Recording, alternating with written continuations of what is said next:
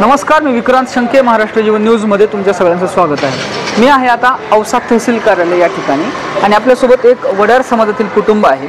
त्यांना भूकंपग्रस्त ते आहेत आणि पुनर्वसनाच्या योजनेमध्ये त्यांना लांबजना येथे ते घर मिळालेलं होतं आणि या घरावर आता एका त्रयस्थ व्यक्तीने अतिक्रमण केलेलं आहे, कब्जा केलेला आहे आणि त्यांनी पोलीस प्रशासन असेल, तहसील कार्यालय असेल, ग्रामपंचायत कार्यालय असेल, सगळ्या स्तरावर त्यांनी आपलं घर परत मिळावं म्हणून पाठपुरावा केला।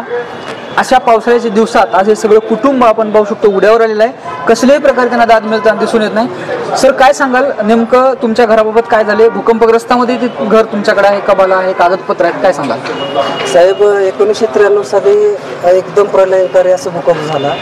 त्या भूकंपामध्ये आपले भरपूर लोकांचं ज्या प्रकारे हानी झाली त्याच प्रकारे आमची देखील हानी झालेली आहे आणि शासनाने भरपूर लोकांना लाभ दिला आहे। लाभ म्हणजे घरकुल म्हणा,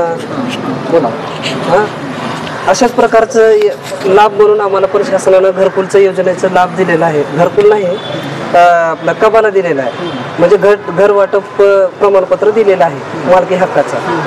मग आम्ही साहेब, आम्हाला शासनानं जागा दिला, हे दिला, परत आम्ही भटकी समाजाचे लोक आहोत। आम्ही एका ठिकाणी राहून आम्ही उदरनिर्वाह करू शकत नाही। आम्हाला उदरनिर्वाहासाठी एक वर्ष 5-5 वर्ष गावागाव भटकत फिरावं लागतं। अशाच प्रकारे आम्ही भटकंती करत कुठल्या तरी गावात जाऊन आमच्या उदरनिर्वाहासाठी गेलो होतो साहेब। मग आमच्या घर उघडं बघून तो माणूस त्या घरात शिरकाव केला आणि शिरकाव केल्यानंतर जेव्हा आम्ही त्या घरात गेलो, त्या घराजवळ गेल्यानंतर तो म्हणतो की तुम्ही कोण आहो, कुठले आहोत, तुमचा काय संबंध आहे ते यायचा।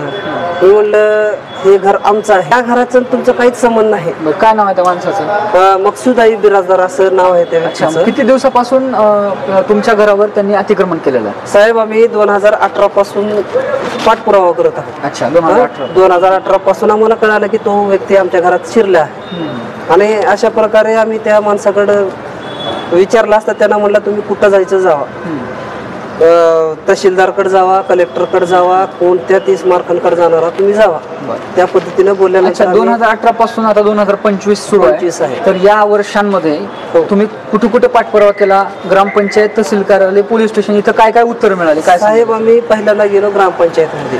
ग्रामपंचायतचे देखील माझ्याकडे अर्ज आहेत। मग ग्रामपंचायत काय म्हणला, तुमच्याकडे आम्ही तुम्हाला न्याय द्यावं या पद्धतीचा आमच्याकडे कुठल्याच प्रकारचा म्हणजे शासकीय हक्क अधिकार नाही।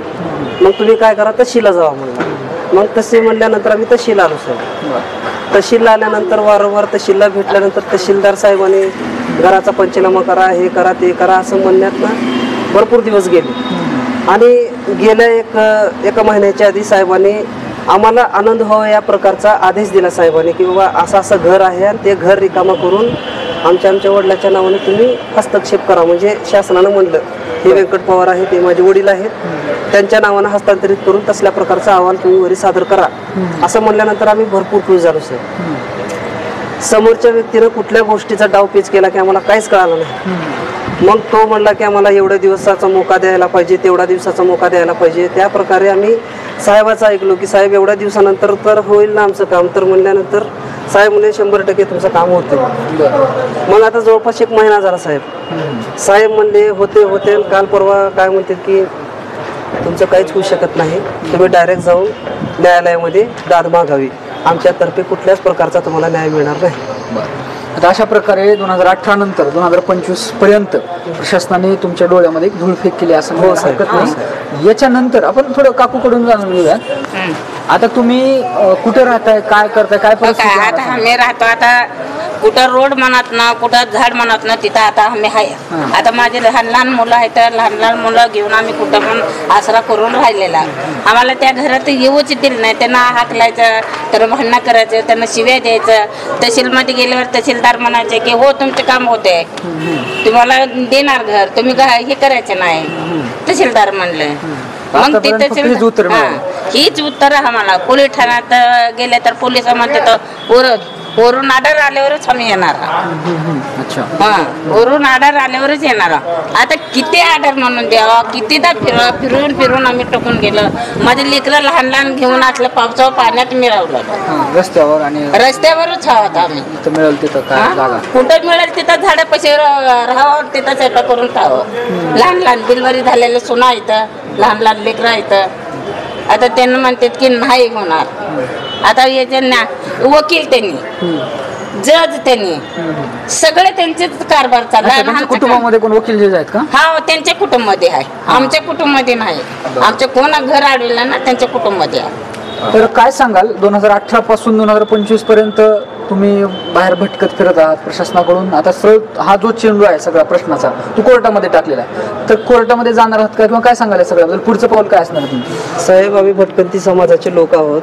आम्हाला उदरनिर्वाह करण्यासाठी गावोगावी म्हणजे आम्ही कामं केल्याशिवाय आमचा उदरनिर्वाह होत नाही. त्याचा अर्थ असा आहे की आम्ही आर्थिक, आमची परिस्थिती एवढं नाजूक आहे की आम्ही 2 टाइम खायला मोत होतो म्हणून.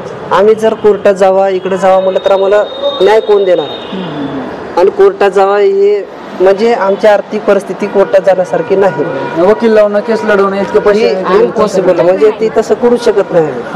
मग माझं शासनाला हीच विनंती आहे, शासन दरबारातर्फेच माझं जे काही आहे ते सॉल्व्ह व्हावे.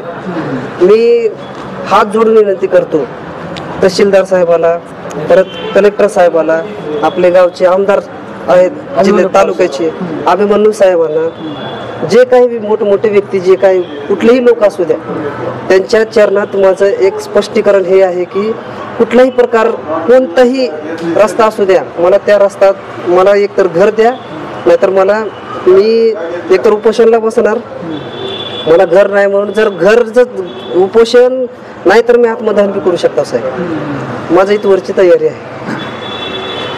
तर आपण पाहू शकता, एक भटक्या समाजाचं कुटुंब मोठ्या प्रमाणावर फक्त प्रशासनाच्या हलगर्जीपणामुळं या ठिकाणी आपण पाहू शकतो इतका असंतोष त्यांच्या मनामध्ये आहे, ते अस्वस्थ झालेलं आहे.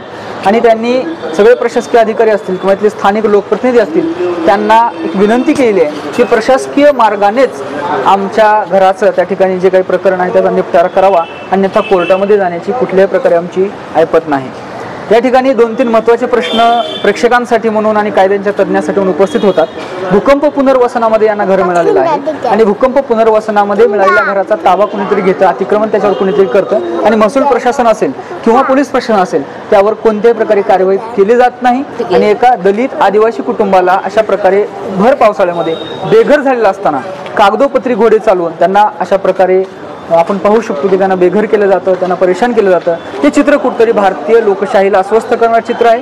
येणाऱ्या काळामध्ये त्यांनी हा जो काही इथल्या लोकप्रतिनिधीला असेल किंवा प्रशासकीय अधिकाऱ्यांना असेल जो काही आवाज दिलेला आहे तो आवाज ऐकून त्यांच्यावरचा अन्याय दूर होईल अशी अपेक्षा बाळगतो. मी विक्रांत शंके, कॅमेरा पर्सन अनुभवसह, महाराष्ट्र.